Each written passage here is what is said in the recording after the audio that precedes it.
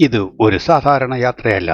ഇത് ഒരു ഇന്ത്യൻ അഭിമാനത്തിന്റെ കഥയാണ്. ലോകത്തിന്റെ അവസാന അതിരായ അന്റാർട്ടിക്കയിൽ നിക്കോ ഹാർബറിൽ ആ മഞ്ഞുഭൂമിയിൽ ഇന്ന് നമ്മുടെ ദേശീയ പതാക ഉയർത്താൻ പോകുന്നു. തണുപ്പ് എത്രയുണ്ടെങ്കിലും ഈ നെഞ്ചിലെ ചൂട് അതിനേക്കാൾ ശക്തമാണ്. ഒരു മലയാളിയുടെ കാൽപ്പാടുകൾ, ഒരു ഇന്ത്യക്കാരന്റെ അഭിമാനം. ഇത് മിസ് ചെയ്യരുത്. ഞാൻ കവിരാജ് അമ്പലപ്പുഴയിൽ നിന്നും അന്റാർട്ടിക്കയിൽ എന്റെ മറ്റൊരു അതിമോഹം പൂവണിയുന്നു. അന്റാർട്ടിക്കയിൽ, അതെ, അന്റാർട്ടിക്കയിൽ എനിക്ക് വേണ്ടി മാത്രം ഒരുക്കിയിരുന്ന ഒരു ദിവസം. അന്റാർട്ടിക്കയിൽ ഞാൻ ചെയ്യാൻ ആഗ്രഹിച്ചിരുന്ന ഒരു അതിമോഹം അത് പൂവണിയാൻ പോകുന്ന ദിവസമാണിന്ന്. ബ്രേക്ക്ഫാസ്റ്റ് കഴിഞ്ഞ് ഒരു പുതു ഉന്മേഷത്തോടെ ഞാൻ കപ്പലിന്റെ മുകളിലെ ഡെക്കിൽ എത്തി. ആ നിമിഷം എൻ്റെ മുമ്പിൽ തുറന്നത് ഒരു സ്വപ്നലോകം പോലെയായിരുന്നു. കൺമുൻപിൽ കാണുന്നത് മുഴുവൻ മഞ്ഞുമലകൾ. ചുറ്റും മഞ്ഞുമലകളാണ്. വെള്ളയും നീലയും കലർന്ന ആ ഭംഗി വാക്കുകൾ കൊണ്ട് വിവരിക്കാൻ പോലും പറ്റാത്ത ഒരു അത്ഭുതം. ചുറ്റും ഐസ്ബർഗുകൾ, ഓരോന്നിനും ഓരോ രൂപം, ഓരോ ഭാവം. ചിലത് കോട്ട പോലെ, ചിലത് ശില്പങ്ങൾ പോലെ അവ ശാന്തമായ സമുദ്രത്തിൽ ഒഴുകി നടക്കുന്നത് കാണുമ്പോൾ ഇത് ഭൂമിയിലെ സ്ഥലമാണോ അല്ലെങ്കിൽ മറ്റേതെങ്കിലും ഗ്രഹമാണോ എന്ന് പോലും സംശയം തോന്നും. തണുത്ത കാറ്റ് മുഖത്ത് തട്ടുമ്പോൾ അത് ഒരു ചുളിവല്ല, ഒരു ഓർമ്മയാണ്. ജീവിതത്തിൽ ഒരിക്കൽ മാത്രം കിട്ടുന്ന അനുഭവത്തിൻ്റെ സ്പർശം. എൻ്റെ ചുറ്റിനും സഹയാത്രികർ. ഓരോരുത്തരും ഈ കാഴ്ചയിൽ മുഴുകി ക്യാമറകളിൽ നിമിഷങ്ങൾ പകർത്തി ഹൃദയത്തിൽ ഓർമ്മകൾ സംഭരിക്കുന്നു. സോഡിയാക് ബോട്ടിൽ കയറി ആ ദ്വീപിലേക്ക് പോകാനുള്ള എൻ്റെ ഊഴമെടുത്തു. ഞാൻ ഡ്രസ്സിംഗ് റൂമിലേക്ക് ചെന്നു. സോഡിയാക് ബോട്ടിൽ കയറി ഞാൻ യാത്ര തിരിച്ചു. കടലിൻ്റെ മുകളിൽ മഞ്ഞുമലകളുടെ ഇടയിലൂടെ ഞങ്ങളുടെ ചെറിയ ബോട്ട് പതുക്കെ മുന്നോട്ട് നീങ്ങുന്നു. പതിവ് പോലെ പല രാജ്യങ്ങളിൽ നിന്നുള്ള മറ്റു 9 പേർ കൂടിയുണ്ടായിരുന്നു എന്നോടൊപ്പം.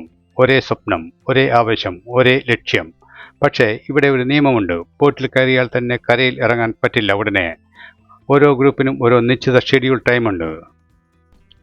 മറ്റു ബോട്ടുകാരും ഞങ്ങളോടൊപ്പം തന്നെയുണ്ട്. എല്ലാവരും അവരവരുടെ ടേൺ കാത്തിരിക്കുകയാണ്. ടച്ച് ഡൗണിനുള്ള ഇൻഫർമേഷൻ മദർഷിപ്പിൽ നിന്ന് കിട്ടണം. എങ്കിൽ മാത്രമേ ഞങ്ങൾക്ക് കരയിലോട്ട് അടുക്കാൻ പറ്റുകയുള്ളൂ. അപ്പോൾ അവിടെ ബോട്ടിൻ്റെ അടുത്ത് ഒരു കൂറ്റൻ നിഴൽ പതുക്കെ വെള്ളത്തിന് മുകളിൽ ഉയരുന്നു. അതെ, ഒരു ഭീമൻ തിമിംഗലം. അതിൻ്റെ വലിപ്പം, അതിൻ്റെ ശക്തി. ഒരു നിമിഷം സമയം തന്നെ നിശ്ചലമായി. ഇത്ര അടുത്ത് ഇത്ര വലിയ ഒരു ജീവിയെ കാണുന്നത് വാക്കുകൾക്ക് അതീതമായ അനുഭവമായിരുന്നു. ബോട്ടിലുള്ള എല്ലാവരും ഒരേ സമയം മൗനമായി ആ അത്ഭുതത്തെ നോക്കി നിന്നുപോയി. ക്യാമറകൾ പ്രവർത്തിക്കുന്നു. പക്ഷേ ആ നിമിഷം ഹൃദയത്തിൽ പതിഞ്ഞത് അതിലും ശക്തിയായി തന്നെയായിരുന്നു. അന്റാർട്ടിക്ക, ഭൂമിയുടെ 7ാമത്തെ ഭൂഖണ്ഡം, വൈറ്റ് കോണ്ടിനെന്റൽ. ഇതൊരു സ്ഥലം മാത്രമല്ല, പ്രകൃതിയുടെ അത്ഭുതങ്ങളുടെ ലൈവ് ഷോ തന്നെ ഇവിടെ കാണാൻ സാധിക്കും നമുക്ക്. ഞങ്ങൾക്ക് കരയിൽ കാലുകുത്താൻ ഇനി കുറച്ച് നിമിഷങ്ങൾ മാത്രം. അപ്പോഴാണ് വയർലെസ്സിലൂടെ ഒരു ശബ്ദം. മറ്റൊരു ബോട്ടിൽ നിന്നുള്ള വാർത്ത, വെയിൽസ്, വെയിൽസ് എഹെഡ്. ആ ഒരു വാക്ക് കേട്ടതോടെ എല്ലാവരും ശ്രദ്ധ ഒരേ ദിശയിലേക്ക്. അല്പം അകലെ സമുദ്രത്തിന്റെ നീല നിറം കയറി പതുക്കെ ഉയരുന്ന ഒരു ഭീമൻ നിഴൽ. അതെ, ഒന്നല്ല, ഒന്നിലധികം തിമിംഗലങ്ങൾ ഒന്നിച്ച്. ഞങ്ങളുടെ ബോട്ട് ഉടനെ തന്നെ ആ ദിശയിലേക്ക് മാറ്റി. ആ അത്ഭുതത്തിന്റെ അടുത്തേക്ക് പതുക്കെ നീങ്ങി. കരയിൽ ഇറങ്ങാനുള്ള സമയം ഇനിയും ബാക്കിയുണ്ട്. പക്ഷേ ഇത് നഷ്ടപ്പെടുത്താൻ പറ്റാത്ത നിമിഷം. കടൽ കൂടുതൽ ശാന്തമാകുന്നു. എല്ലാവരും ശബ്ദം കുറച്ച് ആ മഹത്തായ ജീവികളെ ഭംഗിയായി കാണാൻ. അവിടെ ഒന്ന് വെള്ളത്തിന് മുകളിൽ ഉയർന്ന് ഒരു വലിയ ശ്വാസം വിടുന്നു. ആ സ്പോട്ട് മഞ്ഞുകാറ്റിൽ മങ്ങിപ്പോകുന്ന കാഴ്ച അതിമനോഹരമായിരുന്നു. മറ്റൊന്ന് അതിൻ്റെ വാൽ ഉയർത്തി പതുക്കെ വീണ്ടും കടലിൻ്റെ അടിവാലിലേക്ക് മറയുന്നു. ഓരോ ചലനവും ഓരോ ലൈവ് ഷോ പോലെ. ഈ പ്രകൃതിയുടെ മഹത്വത്തിന് മുന്നിൽ നമ്മൾ എത്ര ചെറിയവരാണ് എന്ന് മനസ്സിൽ പോകുന്ന നിമിഷം. ഞങ്ങൾക്ക് പെർമിഷൻ കിട്ടി ലാൻഡ് ചെയ്യുന്നതിന് ഞങ്ങൾ അങ്ങോട്ടേക്ക് കുതിച്ചു പോവുകയാണ് ഇപ്പോൾ. അന്റാർട്ടിക്കയിൽ എൻ്റെ മറ്റൊരു അതിമോഹം സഫലീകരിക്കാൻ. അതെ, ശരി, ഞാൻ കാൽ കുത്തിക്കഴിഞ്ഞു. അവിടെ കരയിലാണ് ഞാൻ ഇപ്പോൾ. സത്യം പറയുകയാണെങ്കിൽ കരയിൽ ഇറങ്ങുന്ന ആ നിമിഷം, അല്ലെങ്കിൽ പിന്നെ ബോട്ടിലേക്ക് കയറുന്ന ആ നിമിഷം ചിത്രീകരിക്കാൻ പോലും എനിക്ക് കഴിഞ്ഞില്ല. കാരണം ആ സമയത്ത് കൈകൾ രണ്ടും ഫ്രീ അല്ലായിരുന്നു.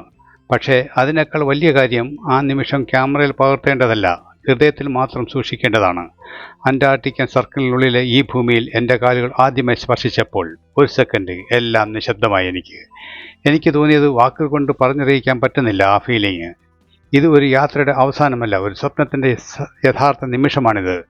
എൻ്റെ ചുറ്റിനും എല്ലാവരും രാജ്യം, ഭാഷ, വ്യത്യാസങ്ങൾ എല്ലാം മറന്ന് ഈ നിമിഷം ആഘോഷിക്കുകയാണ്. ഈ ഭൂമിയിൽ, ഈ മഞ്ഞിൻ്റെ ലോകത്ത് എൻ്റെ കാലുകൾ തൊടുന്ന 7ാമത്തെ ഭൂഖണ്ഡം. അതെ, ജീവിതത്തിലെ ഒരു സ്വപ്നം ഇവിടെ ഈ നിമിഷത്തിൽ ഇവിടെ വെച്ച് പൂർത്തിയാകുന്നു. വീട്ടിൽ നിന്നും ഞാൻ യാത്ര തിരിക്കുമ്പോൾ തന്നെ ഒരു ചെറിയ അതിമോഹം കൂടി എൻ്റെ കൂടെ ഞാൻ കൊണ്ടുവന്നിട്ടുണ്ടായിരുന്നു. ഒരു ഇന്ത്യൻ ദേശീയ പതാക. അതിനെ ഈ ഭൂമിയിൽ ഈ അറ്റത്തോളം എത്തിച്ച് പാറിപ്പറപ്പിക്കണം എന്നൊരു സ്വപ്നമായിരുന്നു എൻ്റേത്. അതിനുവേണ്ടി ഒരു സെൽഫി സ്റ്റിക്കും ഞാനും പ്രത്യേകമായി കരുതിയിരുന്നു. പക്ഷേ ഇതൊരു സാധാരണ സ്ഥലമല്ല. അന്റാർട്ടിക്ക അന്തർദേശീയ നിയമങ്ങൾ കൊണ്ട് സംരക്ഷിക്കപ്പെട്ട ഒരു വിശുദ്ധ ഭൂമിയാണ്. അതിനാൽ ആ പതാക ഉയർത്തുന്നതിന് മുൻപായിട്ട് ഞങ്ങളുടെ ഗൈഡിനോട് ഞാൻ അനുവാദം ചോദിച്ചു. ഒരു ചെറിയ കാത്തിരിപ്പ്, ഒരു വലിയ പ്രതീക്ഷ. അപ്പോൾ അവർ ഒരു പുഞ്ചിരിയോടെ യെസ് പറഞ്ഞു.